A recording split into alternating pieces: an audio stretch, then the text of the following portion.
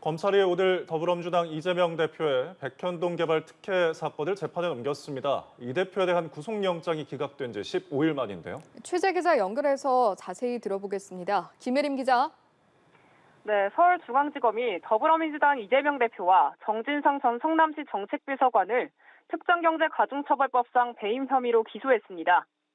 이 대표는 성남시장 재직 시절 백현동 개발 사업을 진행하며 정전 실정과 공모에 브로커 김인섭 씨의 청탁을 받아 성남도시개발공사를 사업에서 배제한 혐의를 받습니다.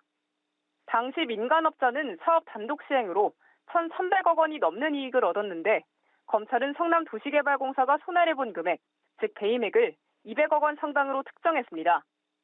검찰 관계자는 성남도시개발공사가 사업에 참여했을 경우 민간업자로부터 최소 200억 원을 제공받을 수 있었는데도 못 받게 된 것이라고 설명했습니다.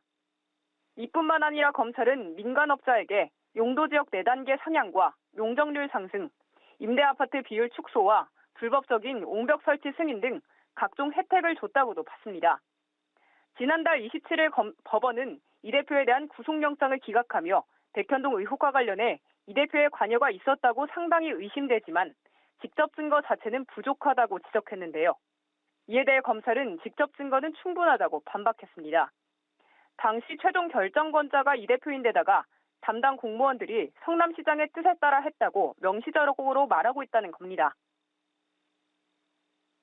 그럼 위증교사 의혹과 쌍방울그룹의 대북 송금 사건은 이번 기소 대상에서 빠진 거죠? 네, 그렇습니다. 검찰은 두 사건에 대해선 법리와 보강수사 필요성 등을 검토해 조속히 처리할 것이라는 입장입니다.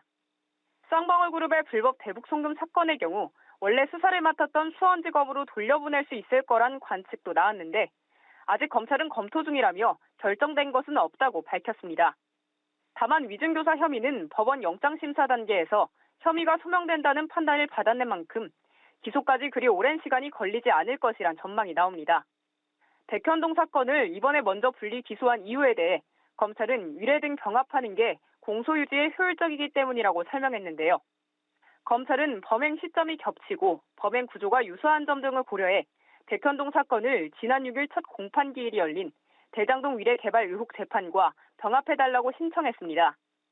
법원은 두 사건의 병합 여부를 따로 검토한 뒤 재판 진행 방식을 결정할 전망입니다. 지금까지 서울중앙지검에서 전해드렸습니다.